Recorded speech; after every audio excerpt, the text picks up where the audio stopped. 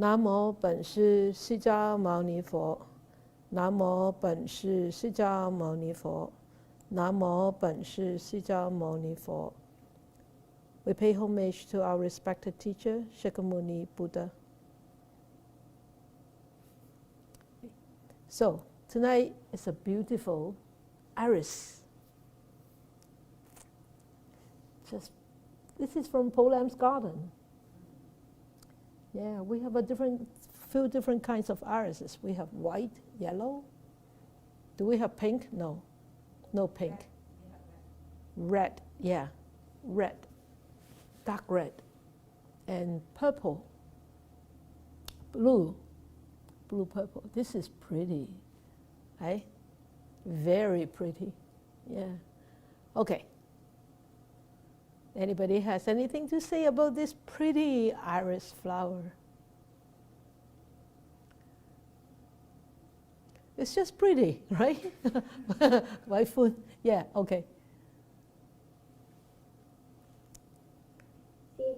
Good morning. I look at this picture, it's very simple and pure, and the flowers is freely to extend to different directions. So it's charming, but quiet to open the flower like forgiving with nothing to say. It's very kindness giving. Like a, yes, is a seed to be a flower. They need the sunshine and the water. So we have this flower. They are nourished for many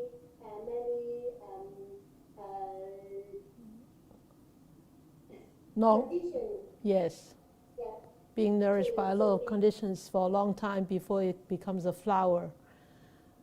Exactly. So when I'm giving a flower to others, to Buddhas, to Sangha, that means to have those conditions. Good. Thank you. Wonderful. Nice. Thank you. Thank you. Anybody else? Nora? Nora, where's... yeah. Yeah. I would just say that it's very complicated. Like, look at the intricacies of all that yellow and the veining and the white. And gold? Yeah. Very intricate. Yeah. Very complicated. Colors combination, eh? Pink and blue and white and gold and red and yellow and whatever. Yeah, very complicated, just like life. Okay, Laurie. Thank you, Nora. Laurie.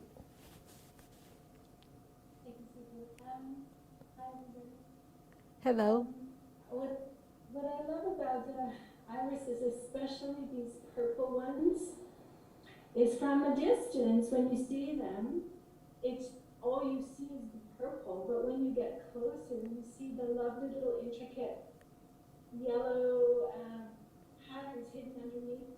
Yeah. For the bees, the hummingbirds should be attracted, and I just think it's so clever and so beautiful. Yeah, yeah, yeah. Irises are very clever, really. They are. They are very clever. Yeah, good. Okay, great. Thank you. Isabella?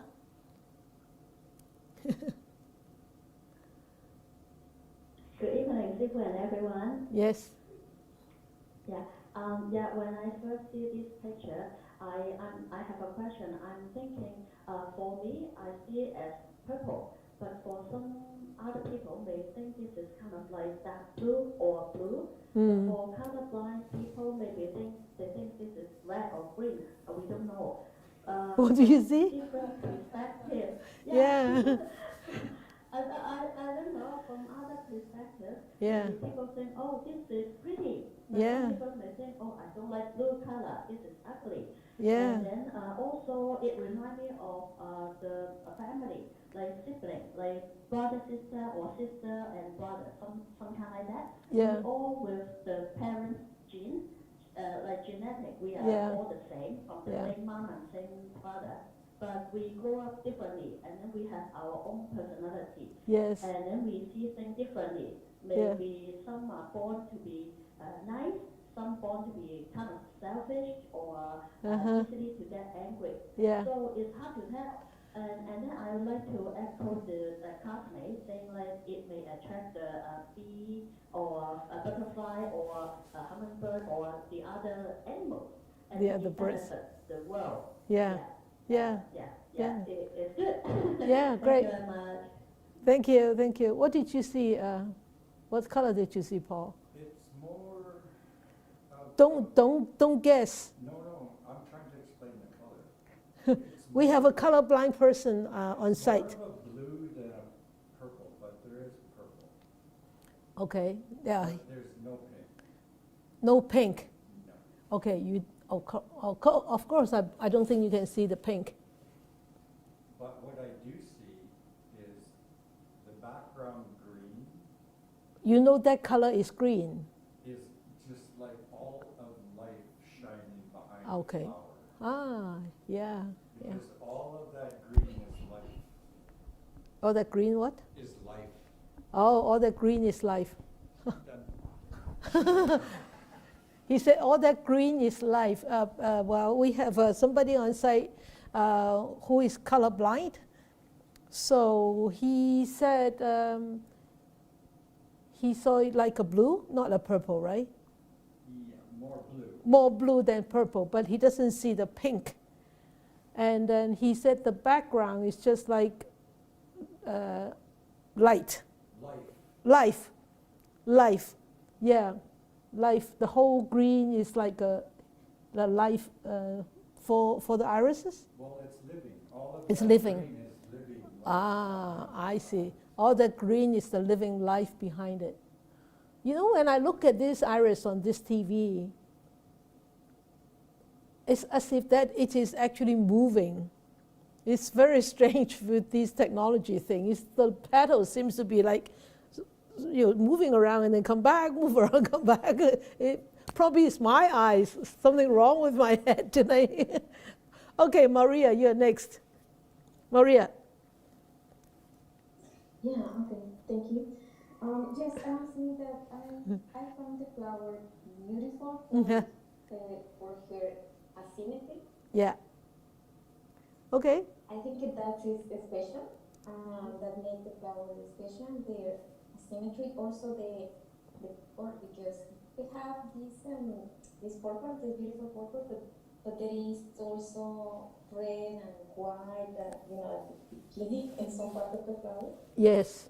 Yes. So I find the flower beautiful for that asymmetry, for being very different Yes. than also the flowers, and I love all the green behind. Yeah. Yeah. The flower, yeah, I love that this is like the most beautiful friend for the flower, that beautiful green behind. Yeah. So everything that I see is a beautiful, different flower, sophisticated flower that make it more special. Yes. Yes. Yes, Yes. that's Yes. Thank you. what I see. Good. Thank you, Maria. Thank you. Okay, Mali.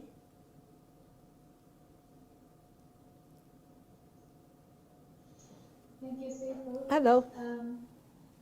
Hello. So I love the contrast that you have in this picture. It's beautiful. And also the simplicity of the picture. It doesn't have too much of stuff in the background, just one flower there. And so looking at something simple really brings us joy. And then the teachings you have written here matches in my view, matches what the simplicity of offering a flower to the triple gem brings us a lot of inner joy, whereas Yes. the flower would give us so much pleasure. Yes. Yes. So That's how I was reading it. Good. Yeah. Great. Thank you. It's a really beautiful picture. Beautiful flower. Thank you. Okay, Catherine. Catherine, from San Francisco, is that right? Yeah. Good evening, Sifu and everybody. When I look at this picture, Yeah. it is simple Yeah. compared to all the previous pictures, was so colorful and then complex everything. And this is just simple by itself, but then it's full of color. This reminds me of what Sifu said last week also, that when she was a child, her family is poor, and then they don't get new clothing.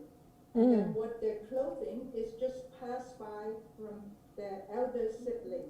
Yeah. But then Sifu's mom said, as long as your clothes is clean, it doesn't matter if it's full of patches, as long as it's tidy and clean. Yeah. So this flower iris just remind me of, Wow. what Sifu's mom said, as long as it's simple and clean, it doesn't have to be fancy. Hey, yeah. Thank you, my dear mom.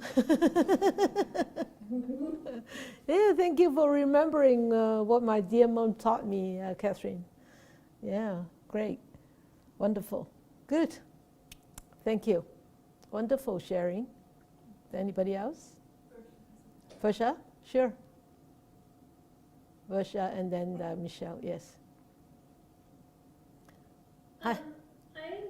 Hi. I was looking very attracted to the yellow and white pattern Yes. on the flower, and it made me think of if I was 10 steps away, I would see this iris and I would think, oh, that's a beautiful iris.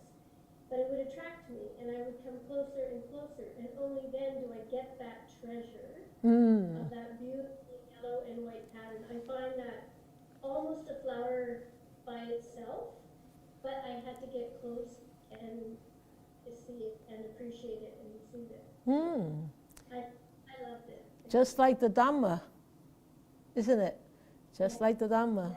Yeah, you look here, you 10 steps away, yeah, it looks very sweet, it sounds very sweet.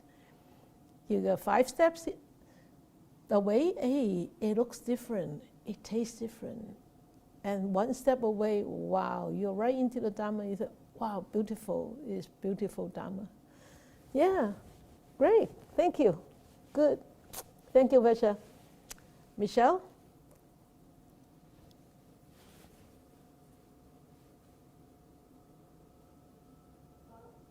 Good morning, Sifu and everyone. Good morning. Good morning. Just want to share my feelings about this photo. Yes. This is a beautiful photo with close-up shot. But to me, I see purplish in my book, but now I see it's like blue on the screen. Yeah, the printing and the real picture looks very different. Yeah. This flower reminds me of person. My friend Sifu. Like it reminds me Sifu. Sikong okay. I've never met him in person, but when I see this photo, his image in one of the Buddhist magazine cover has popped up in my mind. He was wearing the purple robe. Yes. The color is the same as the flower, include the yellow part. Yes, yes, yes. To me, this photo is about Qigong has spread the Dharma in the West. As the flower has covered most of the background, his spirit of teaching is always there. And it has already benefited lots of people. And I feel very touched, grateful, and fortunate. Wonderful. That was a very good, wonderful. That was a very good sharing. I never saw my Sifu in that flower, and you did see your Qigong in that flower. Wow, it touched me. Yeah, yes, when you talk about that, yes, Sifu has a robe like that, that color. That rope is now over 100 years old, 120 years old, that rope must have been, yeah, because it was passed down by Qi He Taihou, gave it to Master Xu Yun, and Master Xu Yun passed the last empress in China before the communist China took over. That was given by the empress to Master Xu Yun. And Master Xu Yun, when he passed the Dharma lineage to my Sifu, he gave Sifu the purple rope. You may have seen the picture before. You have, right? Yeah.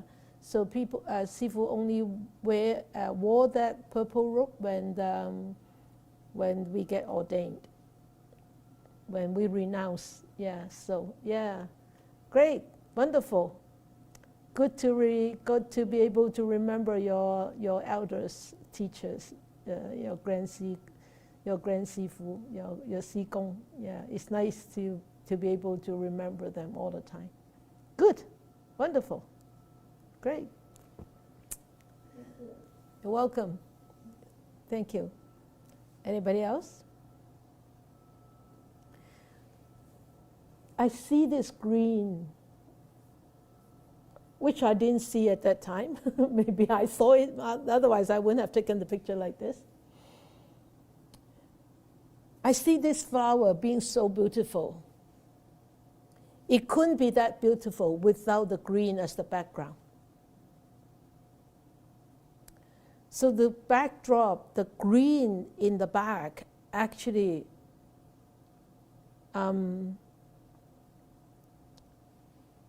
amplifies the vibrant color of this iris.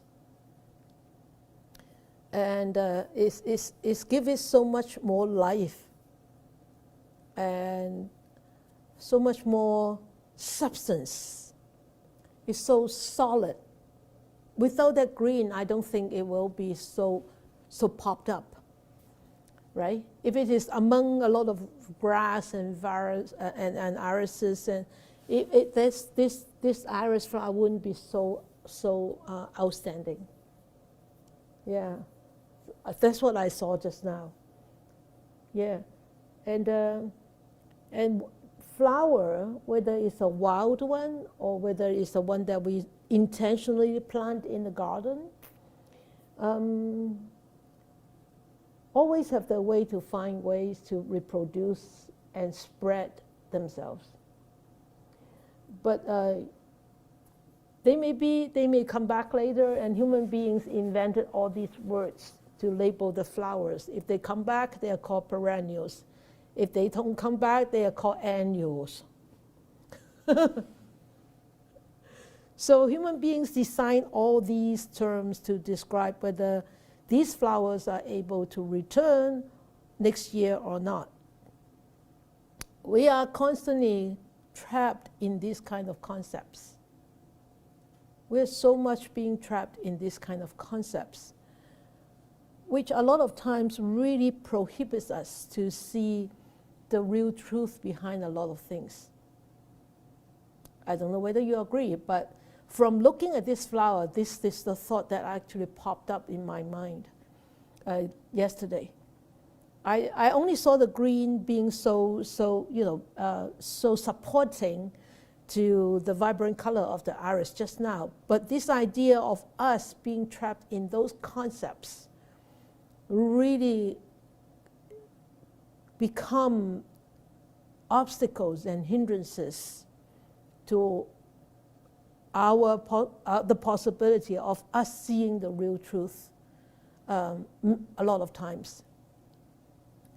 So one of them is the real truth is life after death, right? Rebirth. And that's why the Buddhist teachings are not as popular as other teachings, as other religion. In the whole world, there's only like about 8% 8% of world's populations are Buddhist. And of course, demographically it's different, right? Like in Burma, in Thailand, it's almost 90% or 98%. In Canada, we have 0.8%. We have 200,000 of so-called Buddhist. And in America, they have about 3 million of Buddhists. So why? Well, firstly is the teachings are not readily available here, were not readily available. And the second thing is about this lives after death, this concept, this idea, is actually a lot of people, they have doubts about that.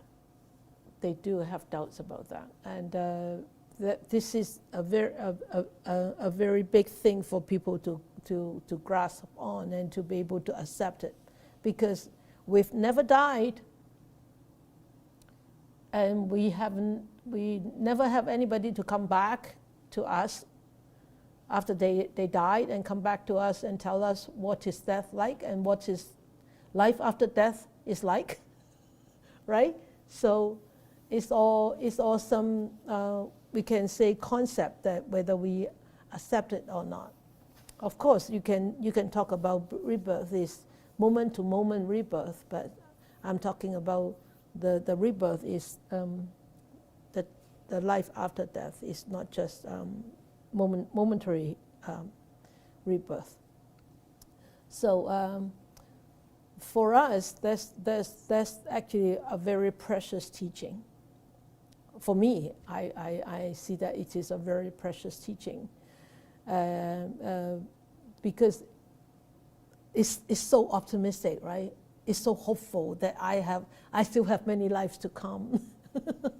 At least one day I can be a Buddha, I can be a Bodhisattva, or even Sotapanna, you know. But it's so hopeful that I still have so many possibilities. But you know, if I don't get anywhere, this life is, oh, poor me, is really very hopeless. That's how I see it, being so hopeful. And that's why, you know, the Buddhist teaching is really not pessimistic. It's really very, very realistic and realistically optimistic, I think. Okay? So anybody wants to share any more about this flower before we actually go on to the passage? Okay, all right then. We go on to the passage. So the passage said, when you offer a flower to the triple gems, that means the Buddha, the Dharma, and the Sangha. And Sangha means community of practitioners, and mostly in the old days, this word Sangha means communities of monastics. But now, since the Buddhist teachings have traveled west to the west, this Sangha word is very popularly used by by householder. So they call themselves lay Sangha, right? They also call themselves Sangha. So this is if they add a word lay people Sangha in the front, I could accept it. But if they use just the Sangha, I really think it is very inappropriate for householder to use the word Sangha, because with this word Sangha, there is a bigger meaning than just a community. Okay, it's a really community of monastics which abide by the many precepts that the Buddha has passed down, with a vow of upkeeping a very high moral life, and vowing their life to practice the Dharma and vowing their life to actually to serve humanity and not to actually use any householder means to make a living. So there are many more actually meanings behind this word Sangha. So that's why I don't agree with this word being used by lay people. And so then you are planting a good seed for a beautiful future. So this is the passage that goes along with this picture. Go ahead. Okay. So when I see the passage, I see offering. Offering. So offering is Dharma and generosity that overcome stinginess. Yes. And also, if you like making offering, just like growing fields, and from a Buddhism perspective. So doing good deeds is to grow blessings and wisdom. So when we're doing that, there's these fields like compassion field, making helping the people in need, like poor and ill, and also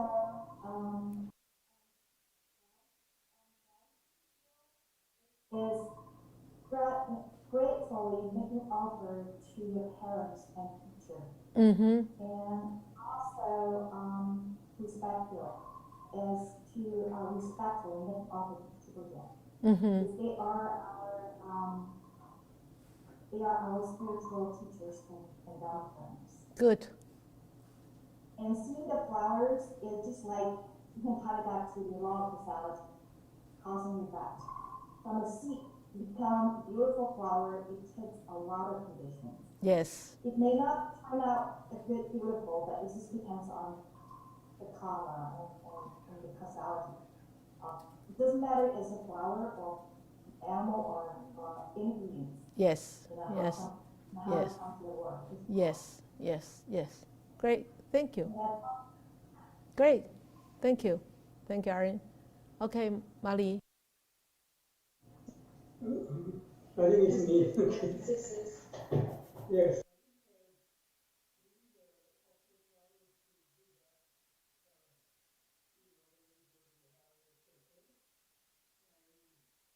It's a very uplifting activity. Yes. And whenever we offer flowers to Buddha, we always reflect that these flowers, they don't last too long, they wither away. Similarly, we do, our bodies also wither away. Yes. So because of that, we don't have to have any ego, we have to have any attachments to other things, because we know that we are passing away, and so are the other things. Yes. So those are the things that when we reflect, when we offer flowers to Buddha at the temple. Good. Good. Wonderful. Great. Nice. Okay. Thank you. Anybody else?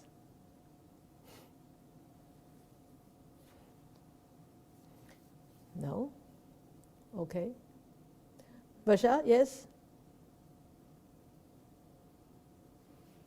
I thought the last line was interesting. So it talks about when you offer a flower, and then if you go to the last line, it says you are planting a good seed for a beautiful future. So when I first read it, I thought, I offer a flower, I will get a good future. But if you look at that line, it's no, you're just making a beautiful future. It's like a collective beautiful future. It isn't something you do for yourself. It's something you do more collectively. Yeah, not necessarily for yourself. Yeah. Yeah, but you'll get it. You'll be in there. Yeah. Hopefully. Yeah. Yeah. Great. Thank you. Oh, okay. Titania. Thank you, Sister.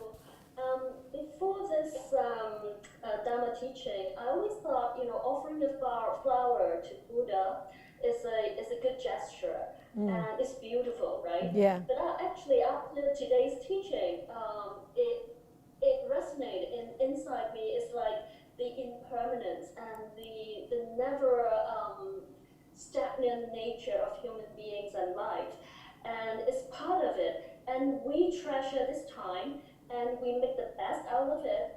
And the flower is the best part because we offer the best of us for Buddha and also for the Dharma and the Sangha, because we want to contribute our part and our effort, whatever we have. So actually today it makes me understand a lot more. Good. And thank you, Steve. Good. Wonderful. Nice.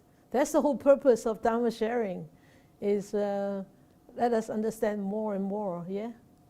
So we can actually practice in a more fruitful way, better way. Yeah. Great.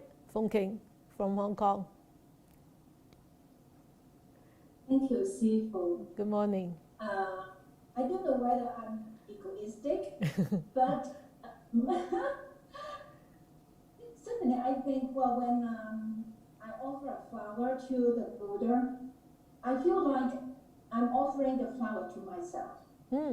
I mean, I can feel, it makes me feel more of my inner nature or the inner strength of the Buddha nature. I feel also me this way. It's just like offering a flower to my Buddha nature inside. It will help to enhance my love for the Dharma, my liking for the Sangha. So I'm benefiting myself first. That's not bad. No. I feel like what I can help myself. Exactly. Way, yeah. I have the power to benefit others. Yeah. If you are not, if you are not strong, how can you benefit others, right? Yeah. Good. Yeah. Good. Wonderful. Different perspective. No problem. Very good. Anybody else?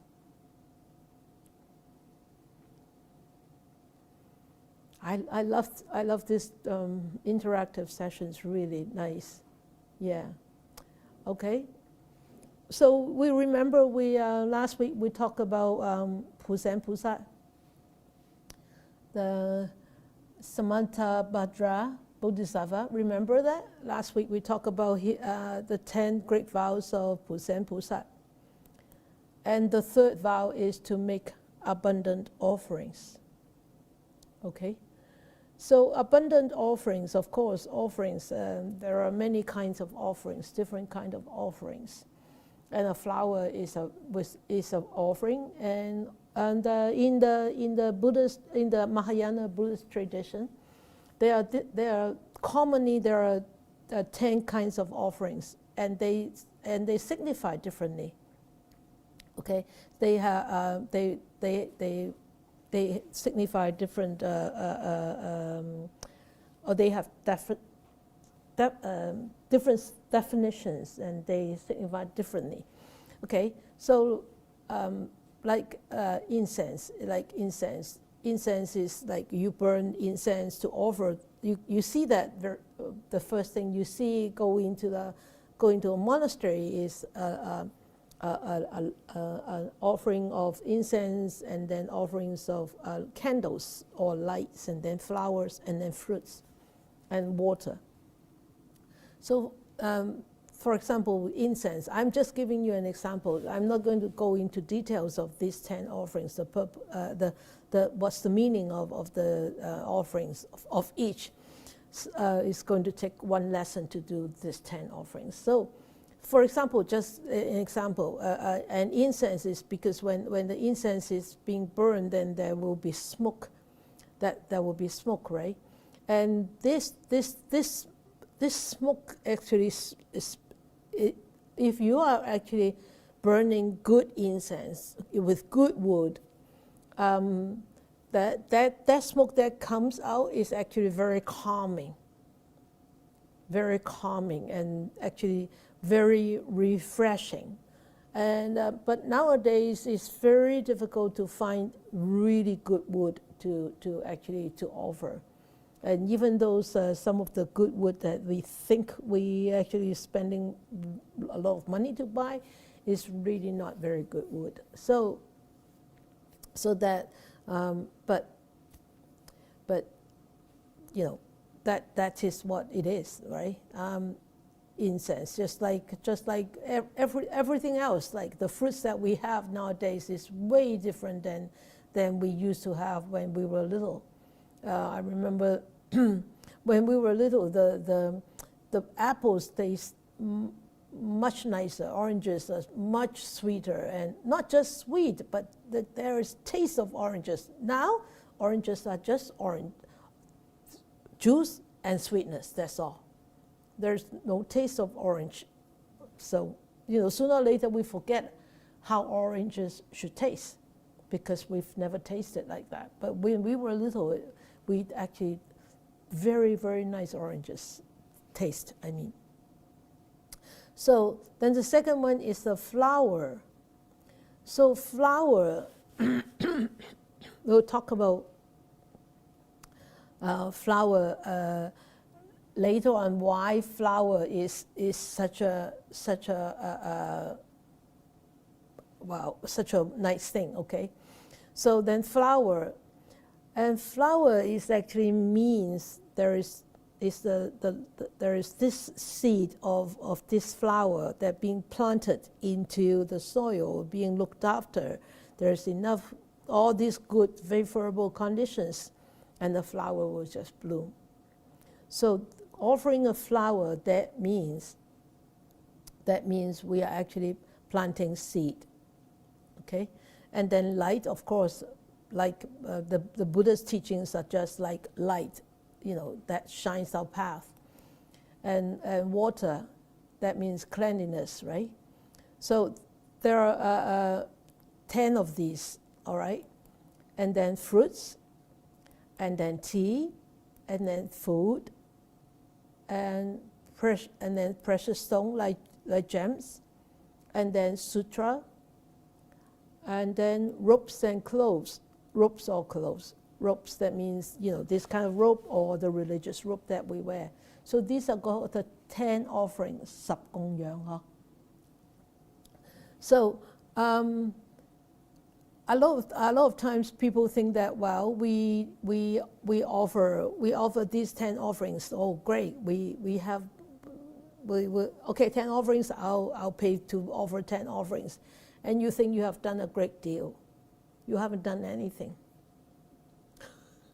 You only have given just the material dana. That's all. Only when you start to understand these 10 offerings much deeper, and then when you offer, you actually reflect upon upon each one of them. For example, if you offer a light, light represents wisdom. When there is wisdom, that means darkness will be removed. When there is light, that means darkness will be removed. When there is wisdom, that means ignorance will be removed. So when you offer a light, you don't just, it really, $30 for a light, I'll offer 10. You think that is wisdom? There's no wisdom in there. But when you offer a light, when you're holding a light, or when you are actually putting the money in or offering or imagining that you're offering, and then from yourself, that light actually spreads from yourself, from this Buddha nature mind inside, out, shining onto yourself and shining onto others. And that is our offering. And why do we need to shine onto others? Because what the Buddha said, we need to choose to walk on the Bodhisattva path, to benefit, not just benefit ourselves, but we need to benefit others. We need to serve others so that others could be out of sufferings. not just myself out of sufferings, but you need to learn, you need to know that, okay, this way I can be out of sufferings. Then when I'm walking on this path, I want others to be out of sufferings. Okay, so that is the 10 offerings. So when we offer a flower, when you offer a flower to the Buddha, the flower represents a seed, a cause. Because of this cause, there will be these consequences. Whether we are in a mundane world, whether we are in the supramundane world, this law of causation is always there. Unless one day we become the Buddha, we become a Buddha. We actually eradicated all our afflictions, all our defilements, and there is no cause and effect anymore. That's total nibbana. Okay.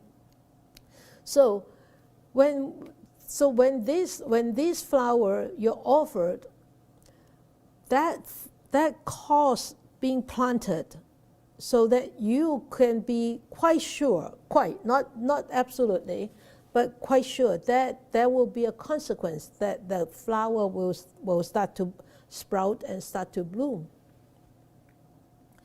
And you plant a rose, you put in a rose seed, or you put in a tulip seed, you will definitely only get tulip. You will not get a rose from a tulip seed. So we have to remember that. If you start to ask for a rose because you have planted a tulip and you started to ask for a rose, you're going to ask for problems. You're going to ask for troubles for yourself. You're going to make life so much difficult for yourself and for others too. So when we actually offer a flower, so we will start to see, I am planting a seed. Then when you actually walk on the road and you see a flower, when you walk along the curb, you see a flower, you are reminded of causes. And then you can constantly reflect upon yourself. Am I planting wholesome causes today, this moment, or last moment, or last hour, or this morning? So those are all reminders for us to actually constantly keep ourselves in checking on ourselves. So do not think that, okay, when there is a saying is, oh, when you offer a flower, you've offered enough flowers this lifetime, next lifetime you will be very pretty, you will be very pretty, you will be beautiful, you will be born beautiful, right? You have heard that, right? There's so many people saying that, I tell you. If that is the way, then you should offer flowers every day. Every moment you bring beautiful flowers to the Buddha, then definitely you will be beautiful, right? Then what happens? What about us?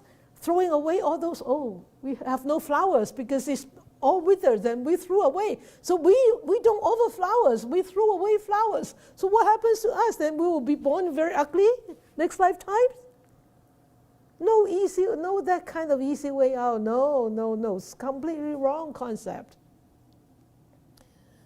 So you remember when you plant a flower, that means you are planting seeds. So what kind of word, what kind of actions, what kind of thoughts that we have actually planted those seeds in our future life. Okay? So bear in mind this. Bear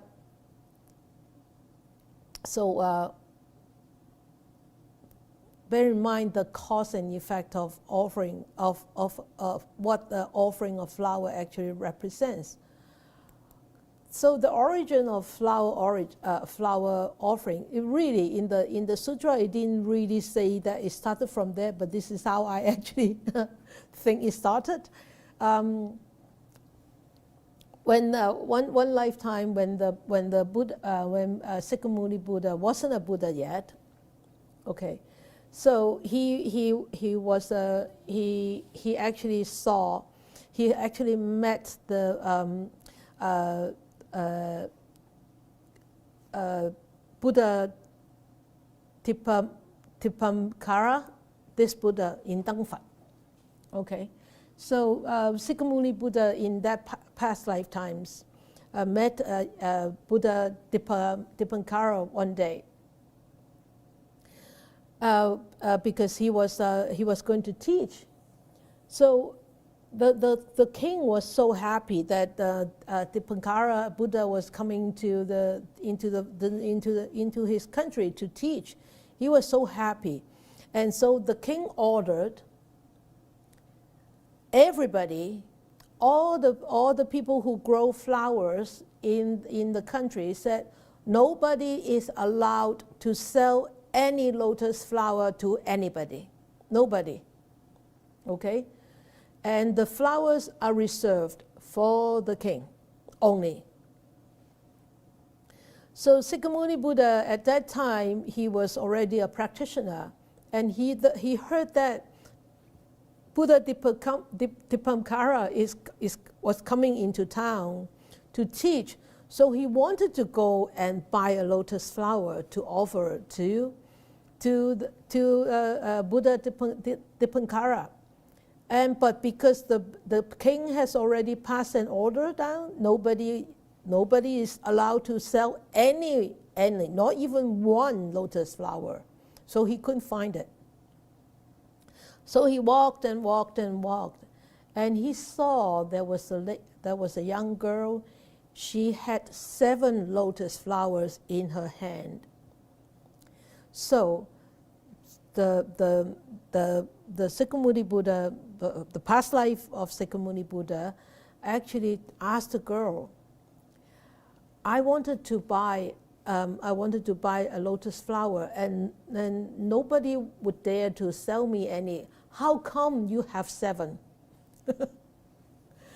And the girl said that, well, because I know that floral lady, the one who sells flowers there, I had special relationships with her, so I got some flowers. And you know how much I pay? I paid 7 taels of gold to get 7 lotus flowers. That's a lot of money. So that's why nobody can buy it except me. I'm so rich I can buy. Then this girl took the flowers to go and offer to Buddha Tipamkara. And the Sikamuni Buddha, the past life of Sikamuni Buddha, said, okay, what about if I give you 7 taels of gold? Would you sell me those 7 lotus flowers? She said, no. So Sikamuni Buddha backed and backed and backed. And then the last thing, the young girl said, okay, I can sell you the flowers, but based on one condition. If you agree, I will sell. If you don't, I won't sell. You know what's the condition? Anybody guess the condition? Huh? Marry him? Yep. He said, from now on, all the lives to come, we have to become wives and husband. Then I will sell you the flower. And Sikamuni Buddha thought, well, I need to offer. And he said, okay, you have conditions, I have conditions too. I don't mind.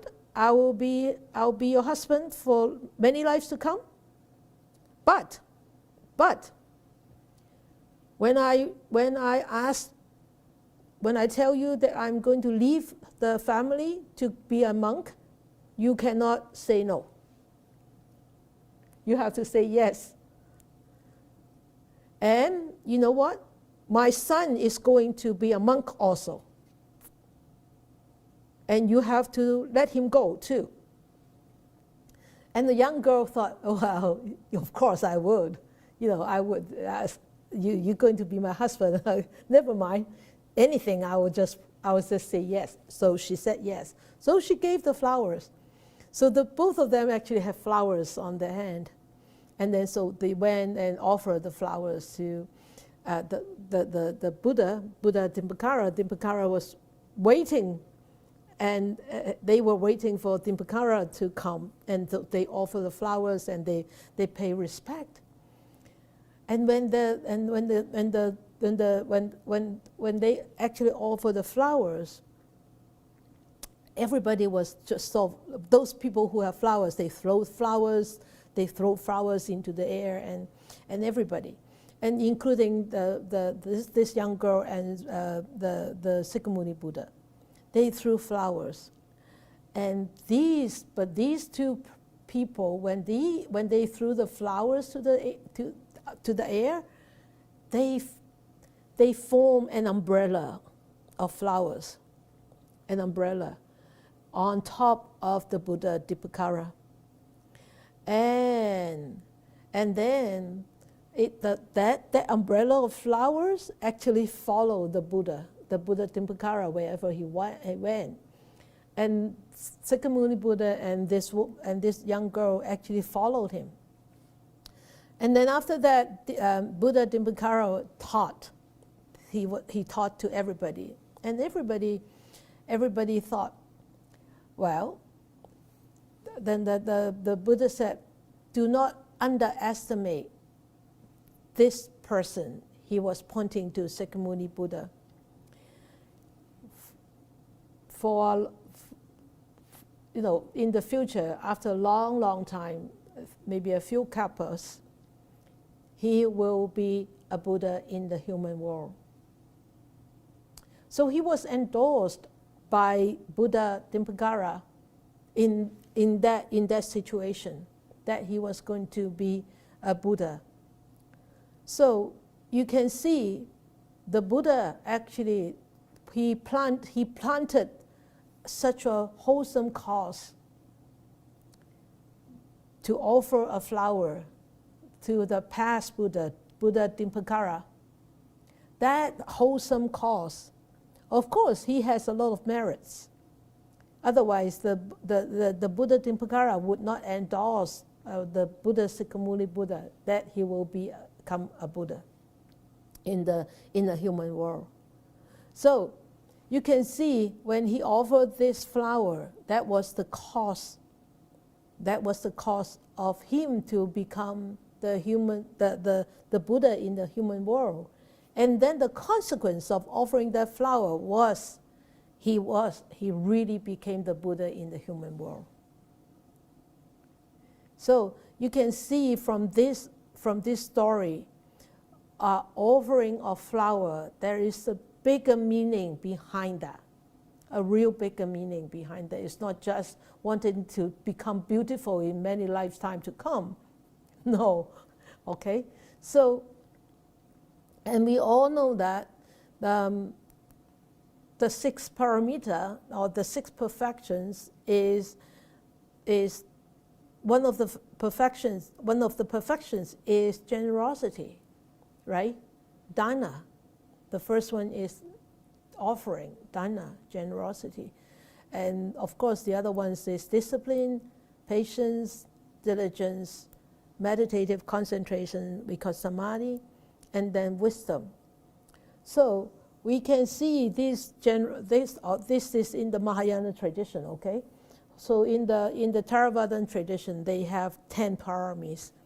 The last 4 are the aspects of the wisdom paramita, which includes skillful means, strength, aspiration, and also wisdom.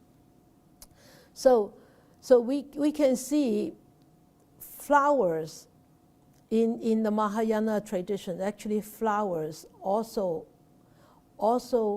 represents a parami. It actually representations of parami. So when you offer flowers, or when you actually practice the 6 parami, and when it is completed, then you reach perfections. And so that is also planting good seeds and reaping consequences. So when you plant seed of generosity, you reap consequences of generosity. You plant seed of discipline, you reap consequences of discipline. So you can see that in the Mahayana tradition that flowers actually represents the 6 paramis also. Because there is a cause, there's a consequence. The planting of generosity seeds, you reaping the consequences of generosity seeds. So we have to constantly remind ourselves to actually, not because of we wanted the consequences. That's why we behave like this. We do like this. No. We should think about the causes. All right? Yes, wholesome consequences are nice, but where do we get wholesome consequences? If we always wonder, this would be nice if I have these wholesome consequences, then I will plant these causes. No, don't think like that. You have to think the other way is, I plant wholesome causes. I don't care about the consequences. I will do wholesome causes. I will plant wholesome causes. And those wholesome consequences will naturally come. But you think that, I want wholesome consequences. What should I do? Then you are doing reverse, aren't you? So your intention is different. You see it? You see that? Do you see that? You all see that. You understand what I meant, right? Good. So that's why it's actually very, very important to actually plant wholesome causes, good causes, healthy causes. Never mind about the consequences. The consequences may come this life, may come next life, doesn't matter. It will come eventually. You don't have to worry, okay? You know that's for sure. But you need to plant causes. When we understand that, then we will be very careful in our verbal, mental, and physical behavior. We won't plant those unwholesome seeds in those behaviors. Okay? So, and what are the merits of flower offering, the consequences of flower offering? That is another, I'm sharing with you is actually really wonderful story, another wonderful story. In the Apadana, the metaphors spoken by the Buddha, there was this story. One day, Sikamuni Buddha bring all the students to come to offer, and then all the students to come and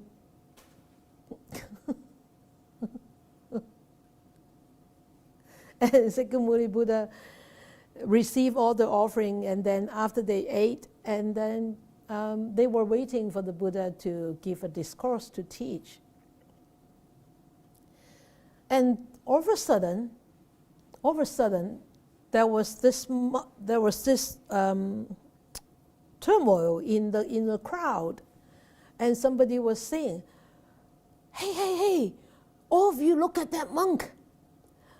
That monk has a big flower on his ear, like an earring, like a big flower. It's like this beautiful flower that I put up, a 昙花." Oh, so he's wearing such a beautiful flower on his ears. It's really not proper. A monk wearing a flower on his ears. And the flower is called Shumana flower, 須曼流花, Shumana flower, big flower. And these people said, how can a monk wear a flower while the Buddha was teaching, right? And how dare him, right in front of the Buddha, wearing a flower on his ear, So everybody was commenting, everybody was pointing a finger and saying that he's not right, blah, blah, blah, blah, blah. So everybody was discussing and commenting. So the Sangha king also was there listening to the Buddha, offering Buddha, and after that he stayed behind to listen to the Buddha's discourse. And so the Sangha king was there. And so he wanted to actually clarify this thing. So he asked the Buddha, so respectful Buddha, why was this monk wear a flower on his ear? And the Buddha said, okay. So the Buddha talked to the monk. The monk has a name. It's called decor by flower. Decor flower or decor by flower. That means decoration of flowers or decoration by flowers. So he said, monk decor, flower decor, take down your flower. Take off your flower. So the monk said, oh, teacher, yes. So he took the flower off. He took the Sumana flower off from his ear. And then everybody was watching him, took the flower off the ear. And then after he took that off, another big flower came out, even bigger and more beautiful. And then he took it up again. And the Buddha said, take it down, decor flower, monk. And so he took it down. Another flower came out. And then eventually the Buddha said, use your supernatural power to take that flower down. Take that flower off your ear. And the monk said, yes, Buddha. Yes, my respected teacher. So he actually used his supernatural power to make many hands, thousands, 10,000s of hands, and picking the flowers off his ears. And so you can, and the whole crowd was seeing, wow, thousands, 10,000s, 100,000s of flowers, 100,000s of hands, like making such a complicated, beautiful picture in the sky and everywhere. Flowers and hands. But yet, this monk still wear a flower in his ear. And somebody eventually understood, oh, he did not do that intentionally. He did not wear a flower to decorate himself intentionally. Otherwise, no matter how much he tried, there was still a flower in his ear. So this is a consequence of something that he has done in the past. So he must have done something very big in the past to have this kind of merits. So the Sangha king asked the Buddha again, so respected Buddha, what did he do to deserve such a consequence, beautiful consequence, such a big meritorious consequence? And so the Sangha king asked the Buddha, Buddha, please explain to us. So the Buddha said, okay, you listen. So 91 kalpas before, 91 kalpas, okay, before, at the time of the Vipassana Buddha, 毗婆尸佛啊，嗬，或者慧慧佛哦。So before, at that time, there was this drunken man. he was a merchant, and he was drunk one night. And then he was so drunk, but he heard that there was this teacher giving teachings. So he heard it, and he was so happy. So he was wearing a sumana flower on his ears at that time. So he took the flower down, and then he offered to the Buddha Vipassana at that time, 91 kalpas before. And because of that, when he died, after he died, and in the next 91, in the lives which span a lot, over 91 kalpas, he continuously either were born as a human being or were born in the heavenly world. Great merits, being very rich. And this lifetime, he had the good fortune, the wonderful merits to be ordained as a monk and took me as his teacher. And he already actually attained enlightenment. And because of that offering of flower, 91 kalpas before, that merits actually carry all the way up till now, and even has not ended. And the Sangha king was so amazed, and he complimented this monk. He said, "Oh, even a drunken person, when he was so drunk, but yet when he heard the teachings and felt so happy and then offered this flower, at that time he did not abide by any precepts and not practice any of these paramis, but he still get this. He still get this, all these merits. And because of these merits, just one offering of one sumana flower and this immense and infinite merits up until now, wow, this is unbelievable." And the Sangha king said, that merits by offering a flower is so unbelievable. And think about a person who practices sila, samadhi, and cultivate wisdom. Imagine those consequences as even unimaginable. So you will be all okay. Right? It seems to be like a story.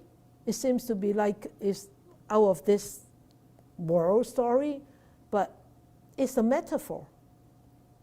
It's a metaphor that the Buddha actually told us, causes and consequences are actually very, very deeply connected, and it's very, very, very important to bear in mind. So you remember when we studied the book in the Buddha's word, in the Anguttara Nikaya, it says, by giving, 3 ways to a fortunate rebirth. By giving, the first way is by giving, the second is by moral discipline, and then the third is by the development in meditation. And these are the wonderful ways to a fortunate rebirth. Giving, moral discipline, development of meditation. You can go back to read the book in the Buddha's word. It's in the chapter of ways to a fortunate rebirth. And so when one gives, remember he gives because out of faith. He gives a gift respectfully, not so, "Oh, this is for you, you take it." No, not like that. He gives respectfully, and he gives a gift at the right time, and he gives a gift with a generous heart. He gives a gift without denigration. So that is the 5 gifts of a superior person. When you give a gift, can you give with these five hearts, these five elements, or any of these 5 elements? Okay, so revise, go back and study that in the Buddha's words, that chapter. So in the Mahayana teachings, anything that when you talk about the 10 offerings, any offerings, you get the 10 merits of, you get 10 merits.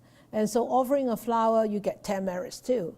I'm not going to go into detail, but some of the merits is one becomes like a flower in the world, beautiful, and you will be very beautiful, and everyone will be attracted to you like bees attracted to the honey, and people will be amazed to look at you and will remember seeing you. That is like one of the merits, and the other merits is one will never have bad bodily odor. And then the smell of morality and virtues of that person will spread in all directions, and then and the sense of smell will never degenerate. And some people are born without sense of smell. I have a couple of friends who cannot smell at all. They don't have a sense of smell. Have you had anybody? No? Oh, I have a couple of friends. So, don't take for granted that you can smell. All right, and then also is one of the merits is one will be a leader of the world, a leader of people of the world, of holy beings, etc. And there are actually 10 merits of offering a flower. I will actually write out for all of you. I'll give the details to Eva when she edits, and you can actually put it in. All right. So remember, offering a flower is just like planting a seed for the future. Therefore, start to plant a seed right now for the future. Plant a good seed, plant a wholesome seed. You don't need to care about the causes, the consequences. It will naturally come. Once you think, once a good thought arises in your mind, you're already starting to plant a seed. Not when you are physically planting. Okay, of course, there's another seed already.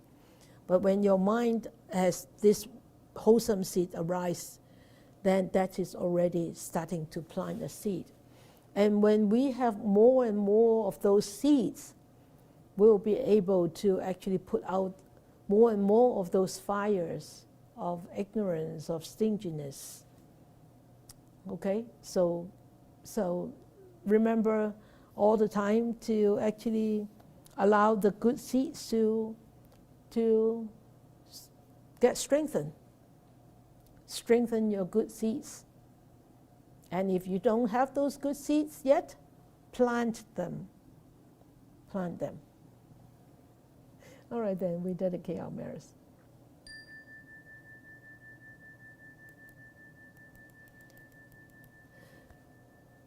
May these blessings extend to all, that we, with all the other living beings, together will attain the Buddha way. May we wish more and more people will encounter the wise words of the Buddha, study them, understand them, practice them, and help themselves and help others to liberate from all the sufferings, unhappiness, dissatisfactions, and ultimately be free, happy, and peaceful. May you all have a good week, and I hope you have enjoyed the Dharma sharing tonight.